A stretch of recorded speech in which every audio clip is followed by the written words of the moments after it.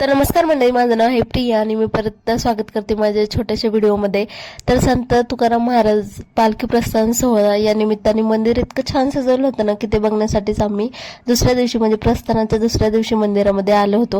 आता त्या दिवशी इतकी गर्दी असते आणि गाथाला घेऊन येणं इकडं काय पॉसिबल होत नाही आणि पाऊस सुद्धा खूप जास्त होता, त्याच्यामुळे आम्ही काय आलो नाही त्या दिवशी. दुसऱ्या दिवशी सुद्धा मंदिराची जी फुलांनी सजावट केली होती ना ती एकदम जशाल तशी होती. म्हटलं आज जाऊन त्याचा व्हिडिओ घ्यावा आणि ते सुद्धा तुमच्यासोबत शेअर करावा. जे काही वारकरी इथं येऊन ह्याचा अनुभव घेतला ना त्यांनी तर हे सगळं डोळ्याने बघितलेलंच दृश्य आहे. तर तुम्हाला सुद्धा हे व्हिडिओमध्ये बघण्यात यावं त्यासाठीच हा व्हिडिओ मी तुमच्यासोबत शेअर करते. प्रस्थान सोहळा म्हणजे संत तुकाराम महाराजांच्या पालखीच्या पंढरपूर प्रस्थानाचा मंगल सोहळा. हजारो वारकरी टाळ मृदंगाचा गजर, ज्ञानोबा तुकारामचा अखंड जयघोष आणि विठ्ठल नामाने भरावलेले वातावरण हे सगळं प्रत्यक्ष अनुभवणं म्हणजे शब्दांचा पलीकडचं सुख आहे. मंदिरात प्रवेश करतात नजरेत भरते ते अप्रतिम सजावट, रंगीबिरंगी फुलांची आरास, आकर्षक रोषणाई आणि प्रत्येक कोपऱ्यात जाणवणारी भक्ती खरंच डोळे भरून पाहावं असं हे दृश्य होतं. संत तुकाराम महाराजाप्रती असलेली श्रद्धा आणि भक्ती दडलेली आहे, त्यामुळे हे मंदिर आज आणखीनही तेजस्वी आणि पवित्र वाटत आहे. आम्ही मंदिरातील प्रत्येक सुंदर कोपऱ्या, सजावट आणि वातावरण तुमच्याशी कॅमेऱ्यात कैद करण्याचा प्रयत्न केला आहे. तुम्हालाही हा अनुभव आमच्यासोबत घेता यावा हीच इच्छा. अशा पवित्र ठिकाणी आल्यावर मनाला एक वेगळीच शांतता मिळते. रोजच्या धावपळीतून काही क्षण दूर जाऊन भक्तीमध्ये रमण्याचा आनंद खरोखर अविस्मरणीय असतो. जर तुम्ही अजून देहू प्रस्थान सोहळ्याच्या काळात आला नसाल तर आयुष्यात एकदा तरी हा सोहळा नक्की अनुभवा. श्रद्धा, भक्ती, परंपरा हा सुंदर संगम प्रत्येकाच्या मनाला स्पर्श करून जातो. आता आम्ही देहूतच राहत असल्यामुळे प्रत्येक सणानिमित्त केलेली जी सजावट असते ना ती प्रत्येक आम्हाला बघता येते. त्यामुळे आम्ही मुद्दामून मंदिरात येत असतो की काय स्पेशल झालेलं आहे यावेळेस मंदिरामध्ये. आणि तिथे जाऊन बघितल्याच्या नंतर एवढं छान वाटतं ना की प्रत्येक वेळेस गेल्याच्या नंतर वेगवेगळी सजावट केलेली असती. मंदिराचं सुंदर दर्शन घेतल्याच्या नंतर आम्ही तिकडे नदी किनारी गेलो होतो. इंद्रायणी नदीकडे गेलो.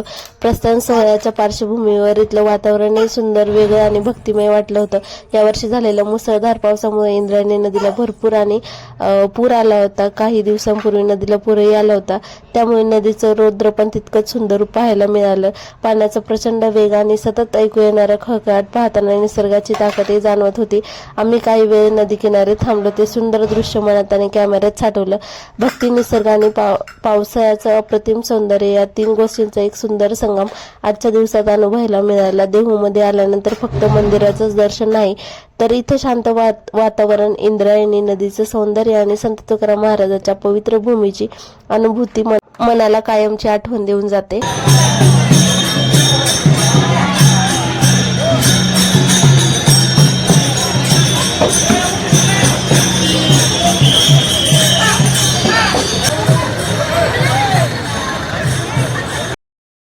तर प्रस्थानाच्या आदल्या दिवशी जेव्हा आम्ही बाहेर आलो होतो ना त्यावेळेस अचानकच हे दृश्य समोर आलं. म्हणजे चांदीचा रथ जो आहे ना हा पालखीसाठी नेला जातो आणि ह्याची सजावट करण्यासाठी नेत होते. आणि ही जी बैलजोडी आहे ना यावर्षी या बैलजोडीला मान मिळाला होता तो पालखी पुढे नेण्याचा. आणि त्याच्यानंतर पाऊस सुद्धा थोड्या वेळासाठी बंद झाला होता आणि त्यांना सुद्धा सुट्टी म्हणजे ते लवकर आले होते कंपनीतून, त्याच्यामुळे आम्ही बाहेर आलो होतो. तर इथं पूल वगैरे सुद्धा बंद केले होते कारण पाण्याची पातळी इतकी जास्त वाढली होती ना की पुलाला पाणी टेकलं होतं. आणि आळंदीच्या इंद्रायणीच्या ह्याच्यावरून तर म्हणजे चारी जे पुल आहेत ना ते सुद्धा पूर्ण पाण्याखाली गेले होते. एवढं तिकडं पाणी जास्त झालं होतं. आता इकडं पुलाच्या वरतून काही पाणी गेलं नव्हतं पण पुलापर्यंत पाणी आलं होतं. इथल्यापेक्षा जास्त परिस्थिती तिकडची होती कारण खूप जास्त पाणी बाहेर आलं होतं. इंद्रायणीच्या बाहेर सुद्धा आलं होतं आणि बस स्टँडवरती सुद्धा आलं होतं तिकडं. आता मी तर कुठल्याच पालखीला जाऊ शकले नाही, इथल्याही नाही आणि तिकडच्याही नाही. तब्येतही बरी नसल्यामुळे आणि गाथा सुद्धा लहान असल्यामुळे आणि पाऊस सुद्धा खूप जास्त होता त्याच्यामुळं.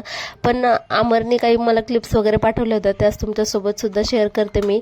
आता ही जी आहे ना आळंदीच्या मंदिरातली पालखी आहे, म्हणजे ज्यावेळेस माऊलींची पालखी बाहेर काढली जाते ना प्रस्थानासाठी त्यावेळेसचे आहे हा दृश्य. आणि किती गर्दी तुम्ही बघू शकता.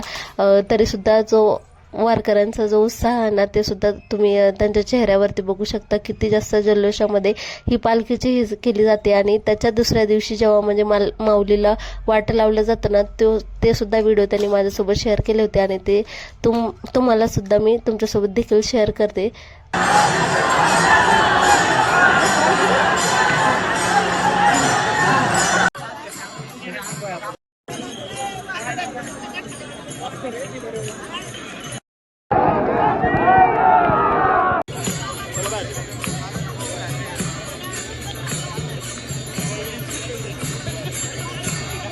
आता हे दुसऱ्या दिवशीच आहे, म्हणजे ज्यावेळेस माऊलीला वाटं लावलं जातं ना त्यावेळेस सगळ्यांना प्रश्न पडला होता की इंद्रायणीच पाणी कमी होईल का नाही. पण त्याच वेळेस म्हणजे त्याच दिवशी इंद्रायणीने वाट दिल्यासारखी, म्हणजे जेव्हा माऊली पंढरीला निघाले ना त्यावेळेस असं सगळे म्हणतात की स्वतः इंद्रायणीने माऊलींना वाट दिली. असं काही झालं तर आजचा व्हिडिओ तुम्हाला कसा आवडल्यावर लाईक शेअर आणि सबस्क्राईब करायला विसरू नका. भेटू आपण पुढच्या एका छान व्हिडिओसोबत. धन्यवाद.